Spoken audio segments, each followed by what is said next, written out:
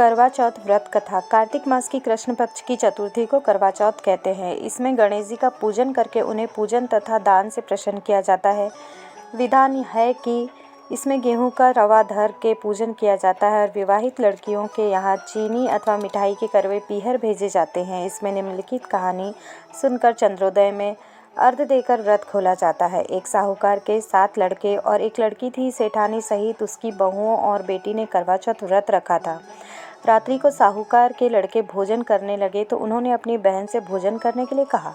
इस पर बहन ने उत्तर दिया, भाई अभी चांद नहीं निकला है, उसके निकलने पर अर्घ देकर ही भोजन करूंगी। बहन की बात सुनकर भाइयों ने ऐसा किया कि नगर के बाहर जाकर अग्नि जला दी और छन्नी ले जाकर उसमें से प्रकाश दिखाते हुए उन्होंने बहन से कहा, देख बहन, चांद निकल गया है, अर्घ देकर भोजन कर ले। यह सुन उसने अपनी भाभियों से कहा कि आओ तुम भी चंद्रमा का अर्घ दे लो, परंतु वे इसके दुष्प्रभाव को जानती थी। उन्होंने कहा, बहन जी, अभी चांद नहीं निकला है, आपके भाई आपसे धोखा करते हुए अग्नि का प्रकाश छन्नी में से दिखा रहे हैं। भाभियों की बात सुनकर भी उसने कुछ ध्यान नहीं दिया और भाइयों द्वारा दिखाए गए प्रकाश को ही अर्घ देकर भोजन कर लिया। इस प्रकार व्रत भंग करने से गणेश जी उस पर अप्रसन्न हो गए।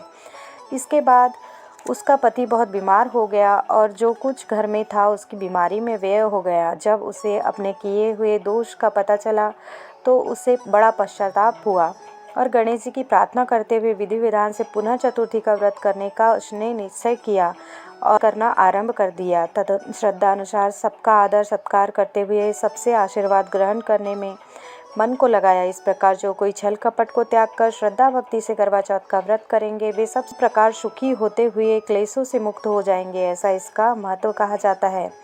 उद्यापन करने के लिए एक थाली में 13 जगह 4-4 पूड़ी और थोड़ा सीरा यानी कि हलवा रख लें। उसके ऊपर एक साड़ी ब्लाउज और सामर्थ्य के अनुसार रुपए रख लें। फिर उस थाली के चारों ओर रोली चावल से फेर कर सासू के पाँव लगकर उन्हें दे देवें। इसके बाद 13 ब्राह्मणों को भोजन कराएं, दक्षिणा देकर टीका लगाकर उन्हें विदा करें। आपका करवा चौथ का उद्यापन पूर्ण होता है।